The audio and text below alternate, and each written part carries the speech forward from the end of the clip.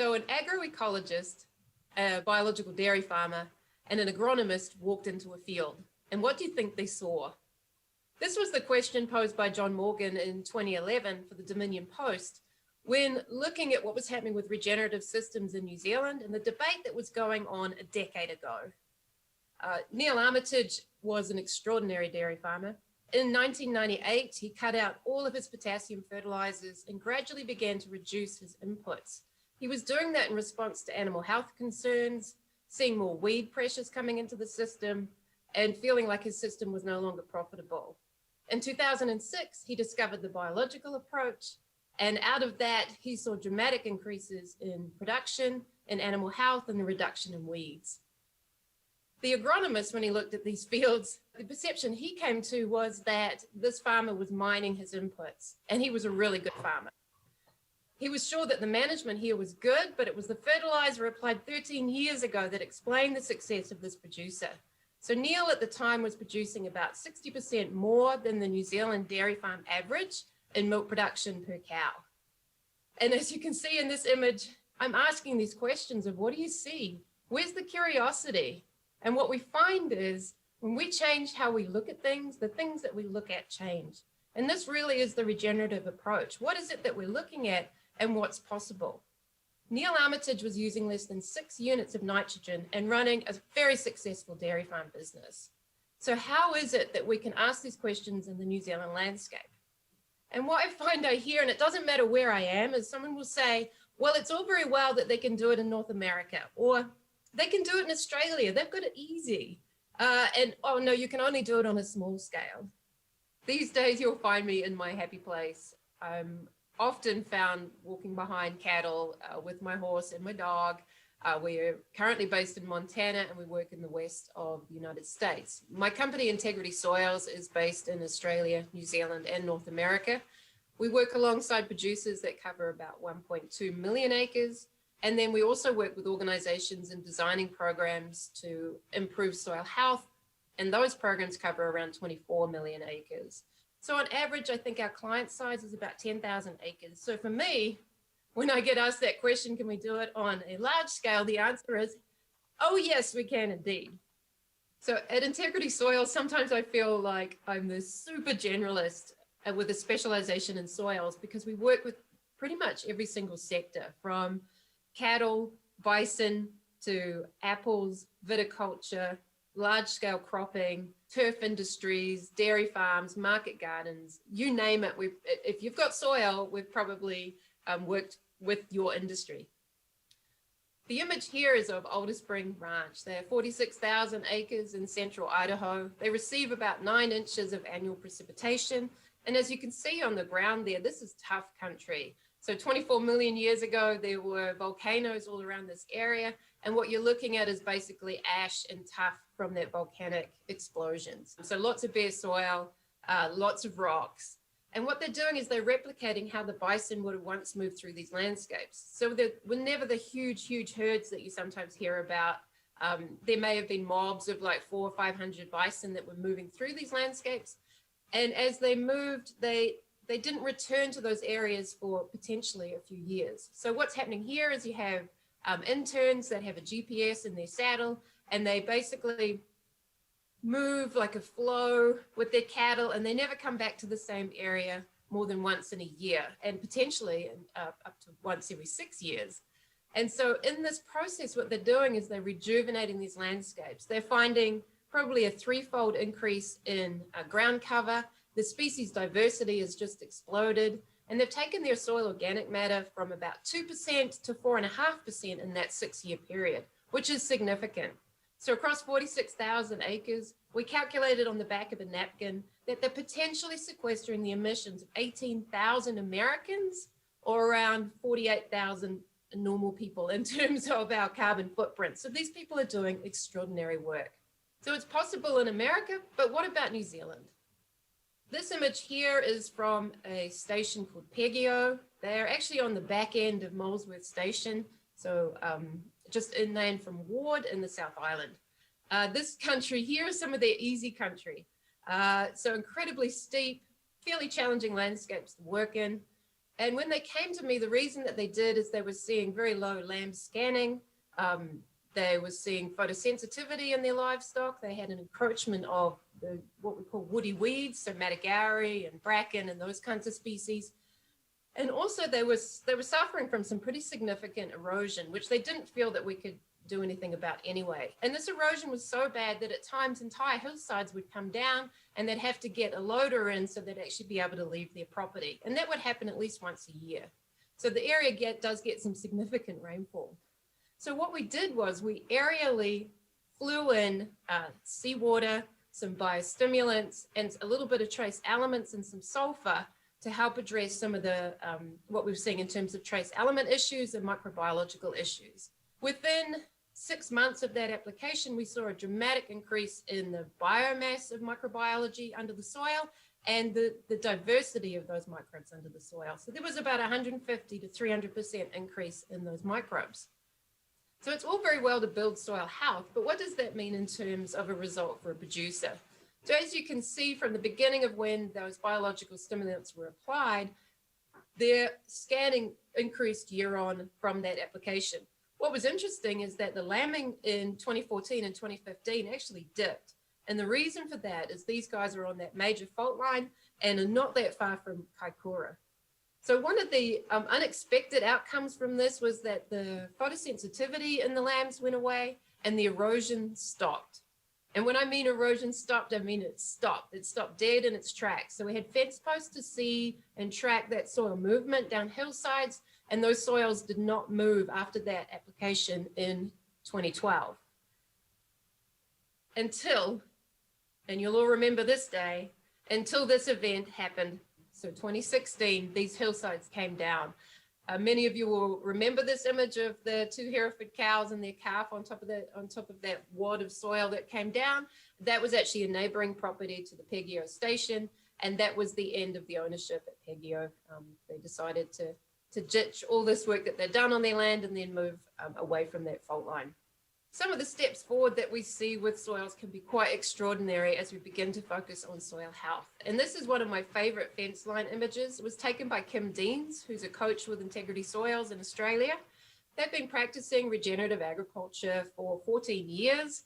They had a massive fire that came through in January 2019. And pretty much they were one of the few properties that really burnt because they had so much grass.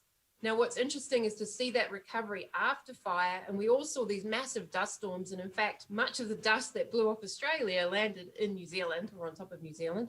And what you can see here is that the dust actually stops at the fence line, that all of that soil movement is happening in soils that are degraded. This idea that soils blow no matter what, it's not true. What we see with these big dust storms is a consequence of poor management of soil health. And that dust pretty much stops at the farm gate. And the reason for that is it's actually microbiology that emit like different types of poos and wheeze and mucus and spit and vomit and all that stuff to actually stick soil and hold a soil together. And then as part of holding that soil together, they're also creating these aggregations so that air and water can move through that soil. So when the rains did come and people were really excited, I was listening to the news while I was in Australia and people were like, great, our dams are filling up. That's not necessarily a good thing.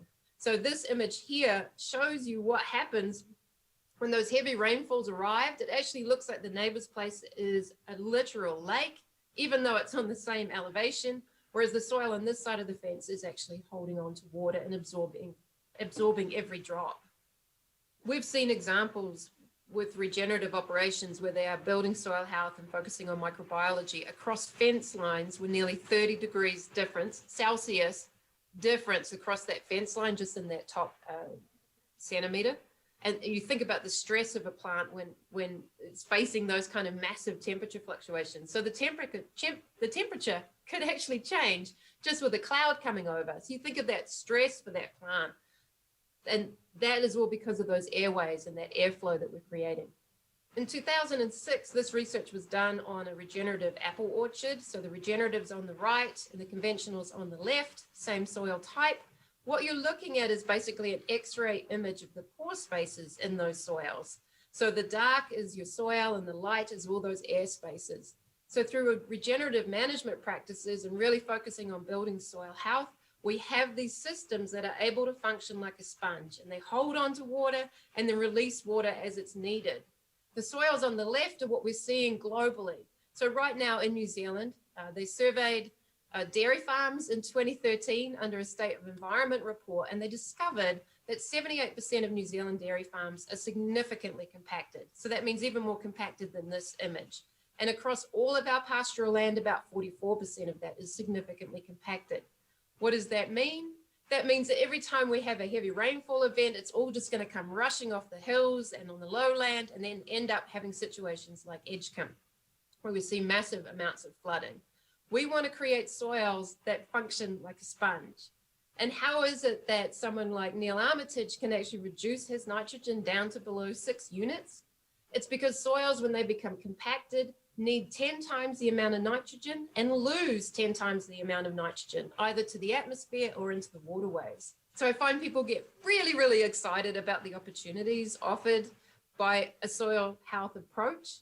And where do you start? And it can be some of the most confronting things is that very, very first step. And the first place to start is that curiosity and asking those why questions, like, how is it that a producer only needs less than 6 units of nitrogen? Or how is it that my neighbors have incredibly healthy animals and yet my animal health's not looking so good? Or why do New Zealand waterways look the way that they do? And what part might I play in that?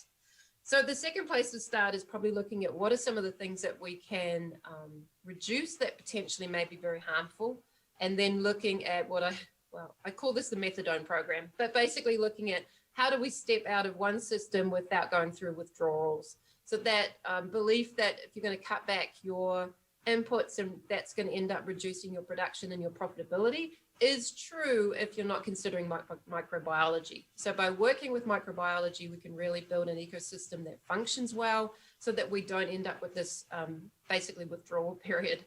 The third place to look at really is around diversity.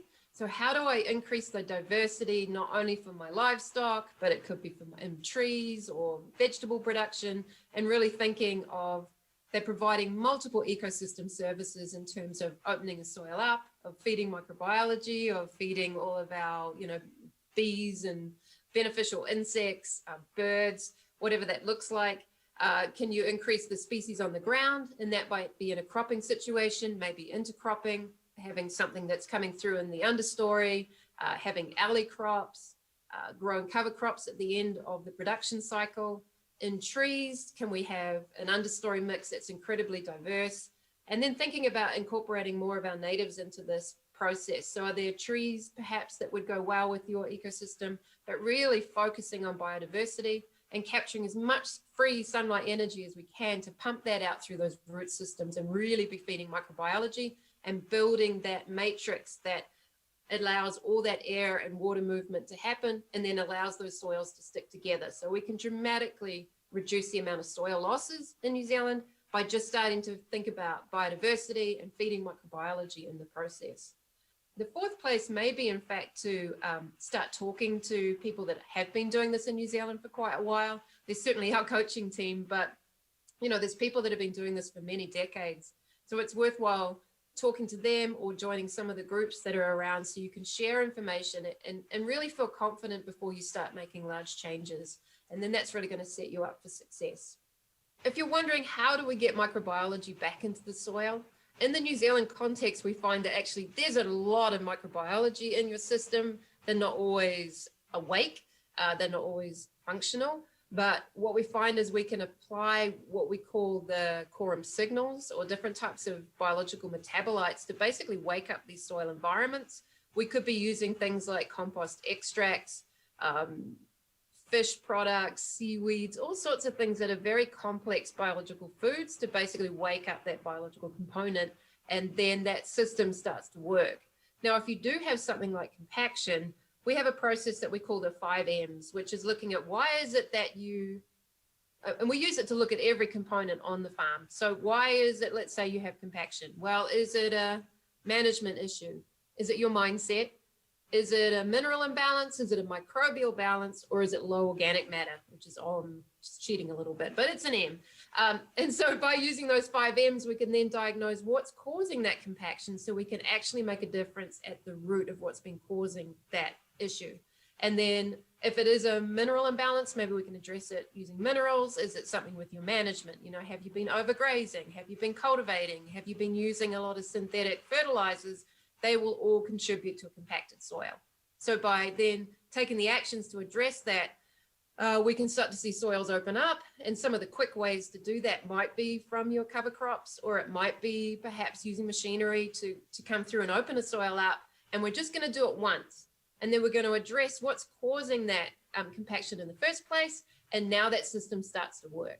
Even though personally, I'm no longer based in New Zealand, I still have some very favorite New Zealand clients. And one of them would be Riversun Nurseries. So they're based out of Gisborne. These guys produce between 3.5 to 5 million rootstock a year. And a huge focus for them is soil health. They have a 1,000-year sustainability vision. And every process that's now happening on this nursery, they ask the question of why? Why is it that we do these particular practices? So take, for example, one of the practices is they create furrows and then they lay black plastic. So you want to make sure the soil's a good consistency for rootstock. And then the black plastic means they protect it from weeds, and then it keeps it nice and clean. They then need to be able to put water underneath that black plastic so that they can irrigate.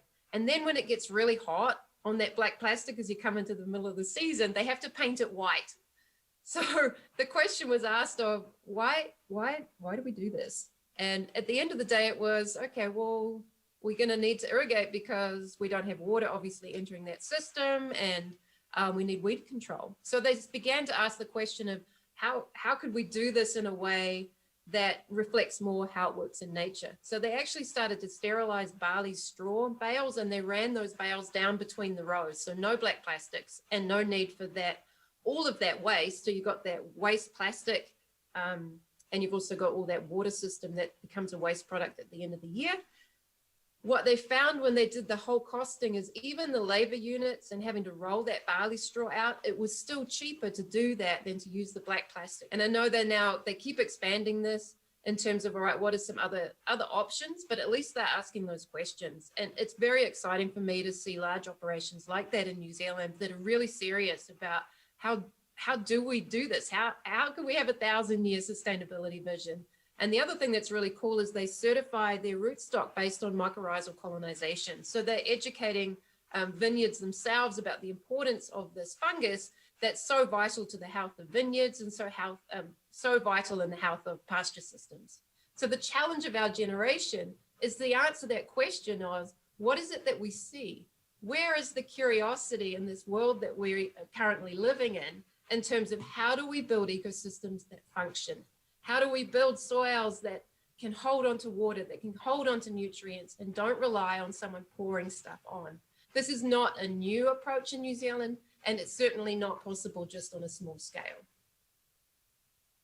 So I'd really like to dedicate this presentation to the memory of Neil Armitage and to the thousands of farmers and growers and ranchers who are leading the way across the world. Thanks for tuning in.